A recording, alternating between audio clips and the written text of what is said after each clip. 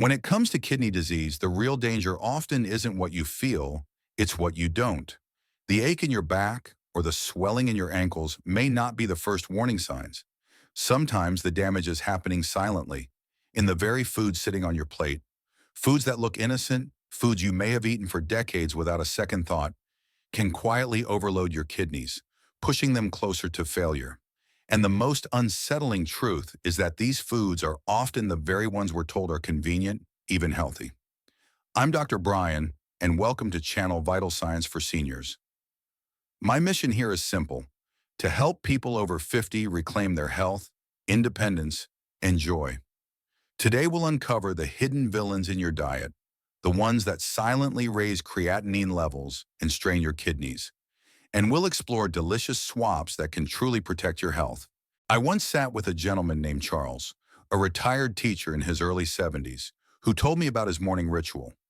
Every day for decades, he'd fry 2 strips of bacon, pour a strong cup of coffee, and read the newspaper at his kitchen table. To him, this routine was a symbol of comfort, of stability.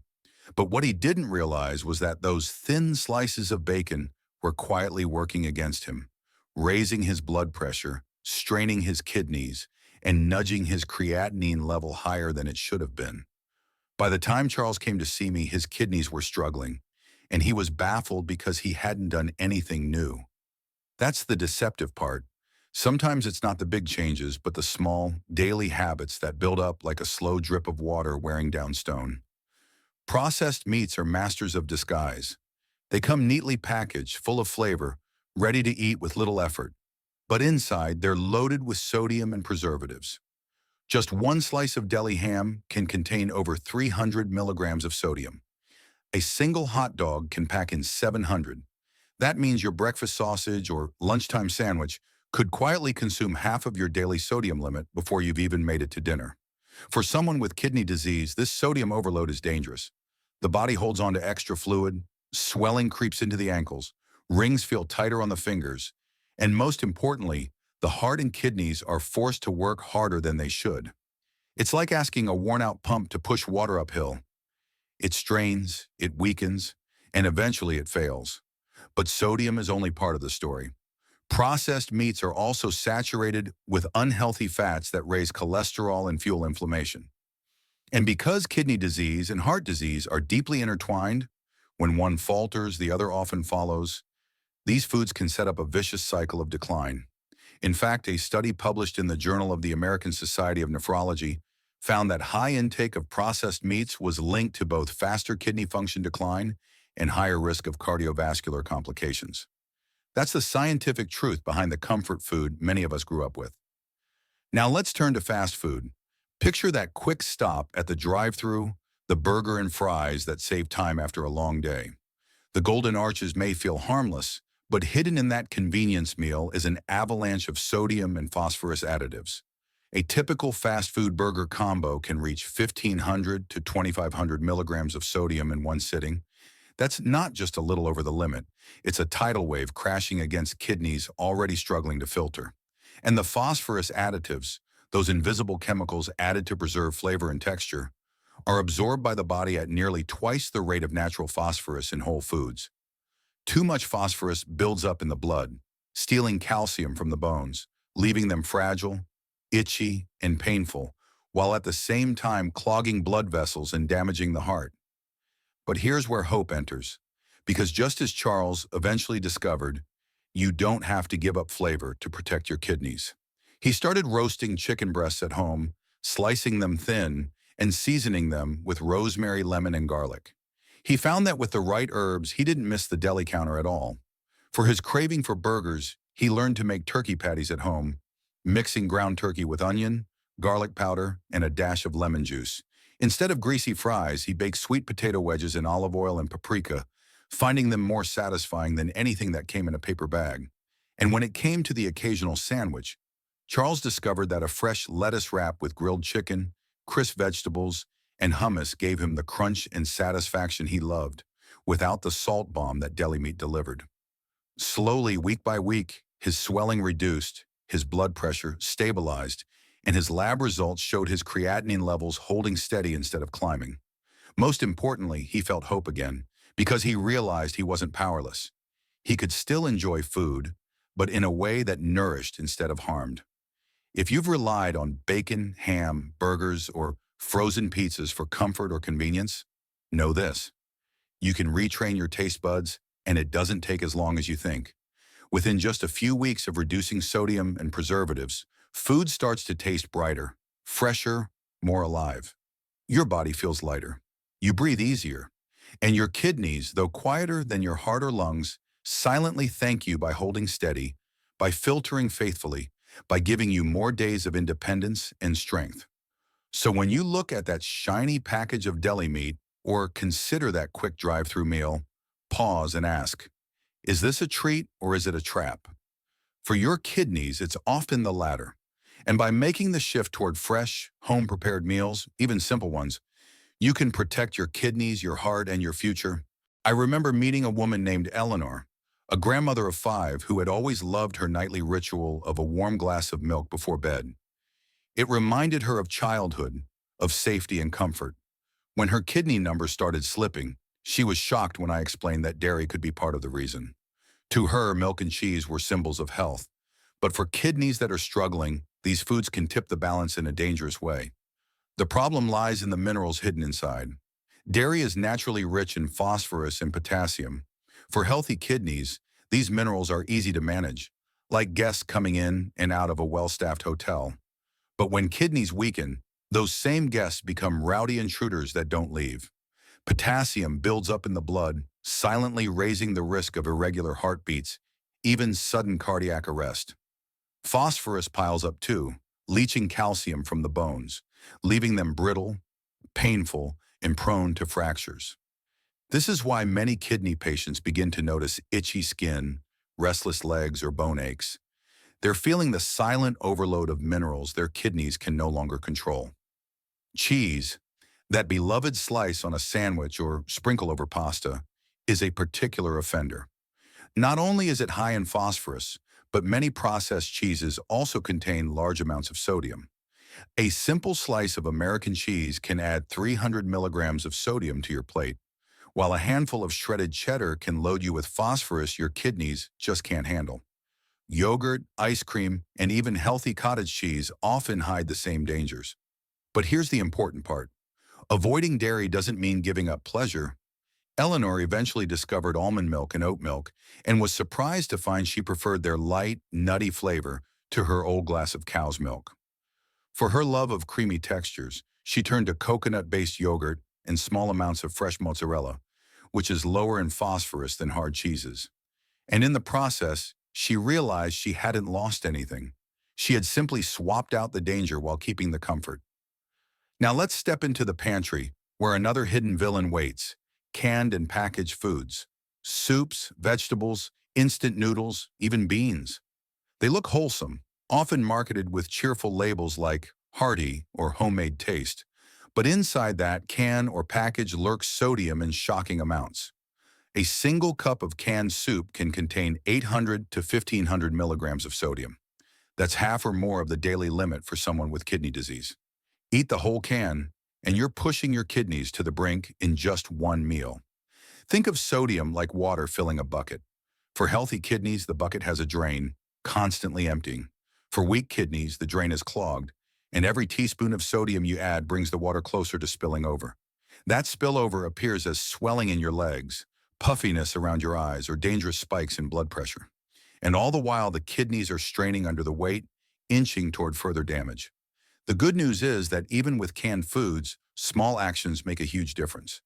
Rinsing canned vegetables under running water can wash away up to 40% of their sodium. Choosing no salt added or low sodium labels cuts the burden dramatically. And best of all, making soups at home from scratch not only saves your kidneys, but also fills your kitchen with comfort. Imagine a steaming bowl of vegetable soup made with fresh carrots, green beans, and zucchini, simmered in a low-sodium broth and seasoned with thyme and garlic. Or a creamy cauliflower soup blended with almond milk and nutmeg, rich, satisfying, and safe for your kidneys. Eleanor tried one simple swap. Instead of opening her usual canned tomato soup, she roasted fresh tomatoes, blended them with garlic and basil, and discovered a flavor so rich she wondered why she'd ever relied on the can. That moment was a turning point for her.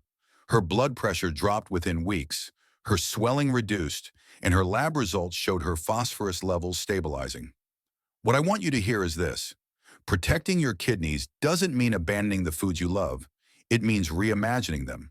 By trading dairy for gentler plant-based alternatives, by rinsing or avoiding canned foods, and by exploring fresh, homemade recipes, you can still enjoy creaminess, warmth, and comfort, just without the silent damage. The kitchen can either be a pharmacy or a poison shop. For Eleanor, once she saw the truth, it became her pharmacy, where every meal was both nourishment and medicine. And for you, the same transformation is possible. One of the most surprising conversations I often have with patients is about fruit. Most of us grew up believing fruit is the epitome of health, nature's candy, packed with vitamins, light, and refreshing. So when I tell someone with kidney disease to be cautious with bananas and oranges, I usually get a puzzled look, sometimes even disbelief. Doctor, are you saying a banana could be bad for me? And the truth is, yes, when kidneys are weak, the very nutrients that make fruit so nourishing can become dangerous. Bananas are a perfect example. A single medium banana carries more than 400 milligrams of potassium.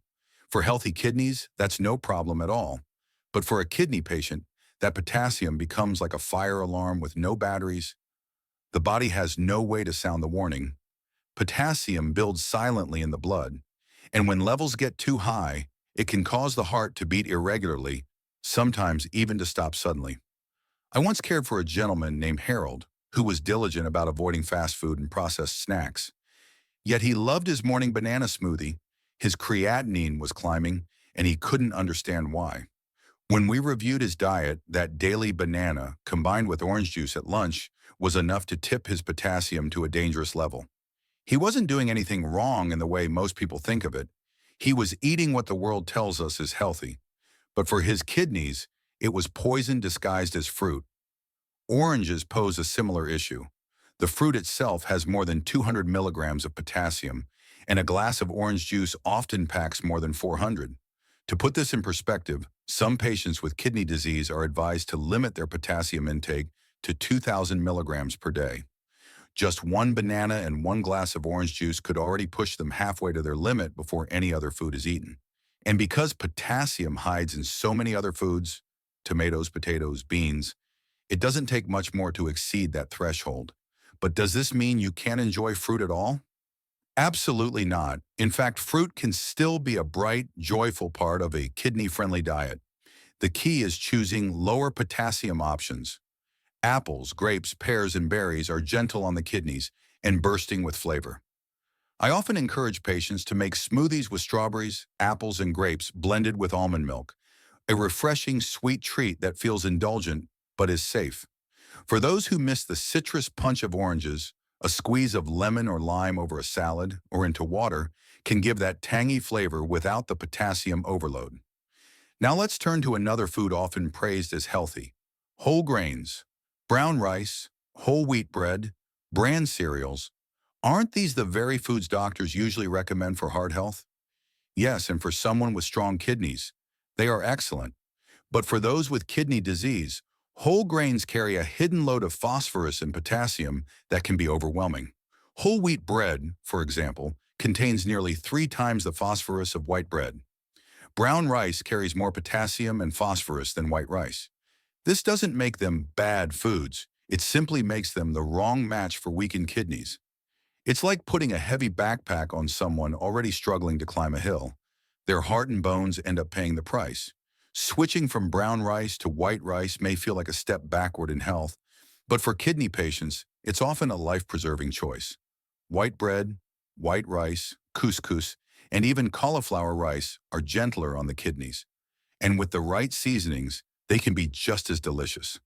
Imagine white rice sautéed lightly with garlic, olive oil, and fresh parsley, fragrant, satisfying, and kidney-friendly.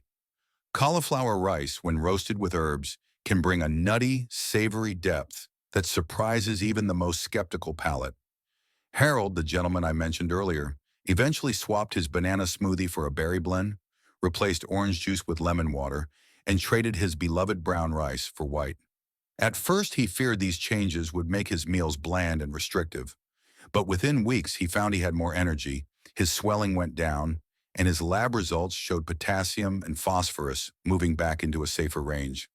What touched me most was when he said, "Dr. Brian, I thought my meals would feel like punishment, but instead I feel like I've been given permission to enjoy food again."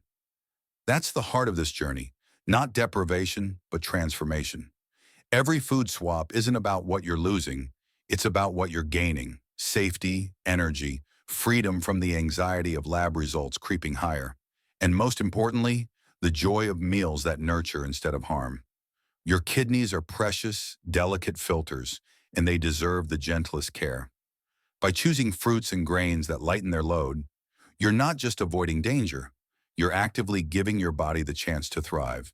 So here's the truth. Protecting your kidneys isn't about living in fear of food, it's about learning which choices help your body feel safe and supported. By stepping away from processed meats, fast foods, heavy dairy, canned soups, bananas, oranges, and whole grains, you're opening the door to meals that protect rather than harm. The swaps are simple, but the results are powerful. Lower creatinine, more energy, less swelling, and peace of mind. Remember, healing doesn't stop at any age. You can still protect your kidney, protect your heart, and reclaim your joy. Stay strong, stay hopeful, and keep thriving.